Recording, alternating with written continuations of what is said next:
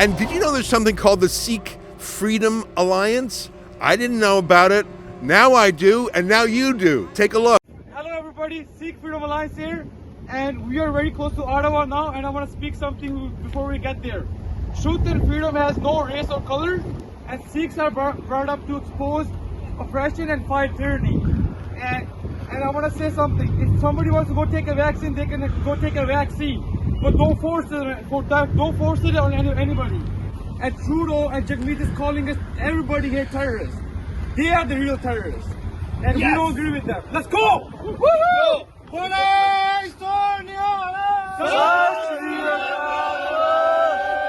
Now, I'm not emphasizing these people because they're Sikh or black or indigenous. I don't think I would normally mention that, maybe in passing, but I mention it because one of the chief arguments against this rally, the chief slanders, is that it's somehow some racist white nationalist thing. It's simply not the case. Here's a clip from some Antifa type, some woke person who was standing quietly at the side of the road. I actually went up to them and asked, why do you think this is some white supremacist thing? I just want to play a clip for you of what they said. Pretty weak stuff. Take a look.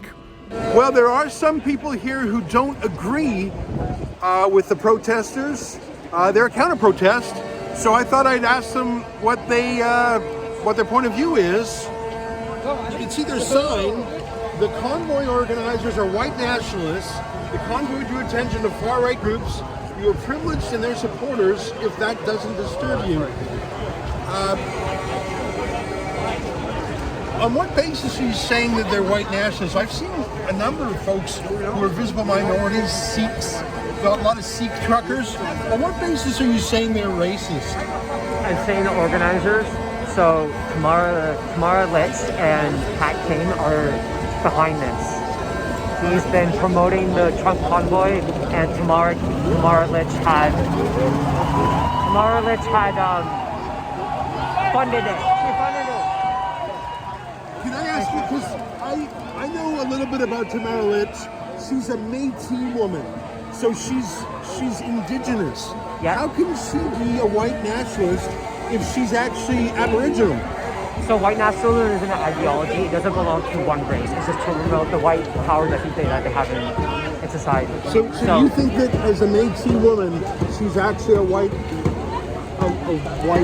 nationalist who isn't white?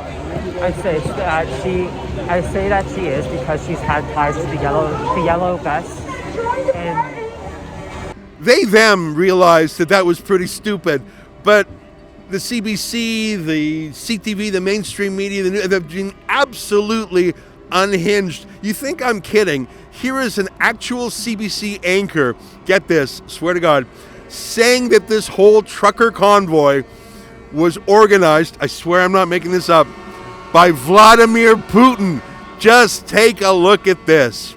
I do ask that because, given Canada's support of Ukraine in this current crisis with Russia, I don't know if it's far-fetched to ask, but there is concern that Russian actors could be continuing to fuel things as this protest grows, but perhaps even instigating it from the outset. Well, again, I'm going to defer to our partners in the public safety, the trained officials and experts in that area. You know, the CBC looks down their nose at people, calls them conspiracy theorists.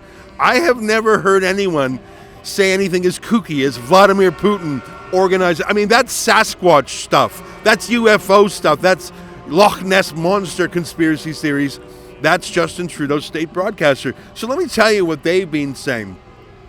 A lot of people have signs and hats, and there's a Terry Fox sculpture here, a statue, and someone put a hat on him and a Canadian flag on him and put a placard in his hands. Take a look. Now, I don't think that's the right thing to do, but Terry Fox is not an actual saint or a religious icon. He was a great hero and a great Canadian, and I think it's probably inappropriate to put that on them. But look at the headlines.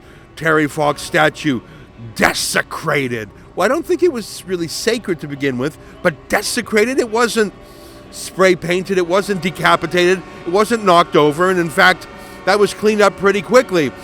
It's sort of funny to see the Toronto Star, the CBC gnash their teeth about that. The same people who cheered when actual statues of John A. Macdonald, our founding father of Confederation, were toppled and decapitated. Take a look at this.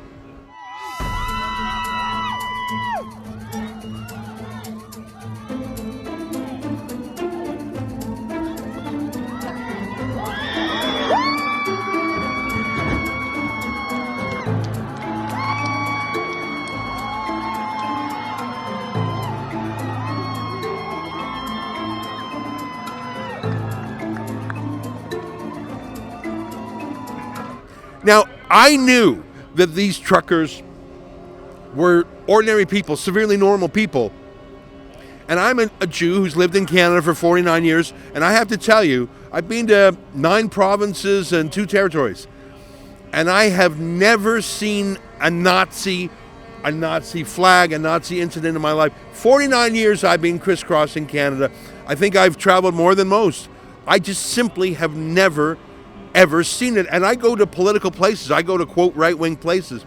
So I knew that demand exceeds supply, and there would be such a demand from the Liberal War Room, from Justin Trudeau, from the media, for something Nazi-ish, that if it didn't happen normally, which of course it wouldn't, that it would be manufactured, and indeed it was. And look at this, a picture of an actual Nazi swastika. But if you look carefully, it's not on Parliament Hill. And here's another picture of the same swastika at the Chateau Laurier Hotel. Give me a minute on that. The Chateau Laurier, if you don't know Ottawa, is the absolute fanciest, ritziest hotel in the city. I don't know, I'm guessing it's $400 a night. Their lobby bar always has cabinet ministers and lobbyists in it. It is the establishment cream of the crop for rich people. The idea that some trucker from the convoy would be staying at the Chateau Laurier for $400 a night with his Nazi flag is too far to be believed. This is obviously a false flag, but every media ran with it so disgracefully. They all knew it was fake. They didn't care. They're the Jussie Smolletts of Canada. And I want to tell you that here on the ground, everyone is learning something. They're learning that they can no longer trust the Liberals. I think most of them had come to that point of view in advance. But I think they're learning that they cannot trust a word the media says. The chasm between how the media has reported this event and what people see with their own eyes is so wide. I think that there's a political earthquake here for sure. That's an excerpt from my daily show, The Ezra Levant Show. Every day I do a monologue on the news of the day, then I interview an interesting guest, and then I read my hate mail. You gotta subscribe. Go to rebelnews.com.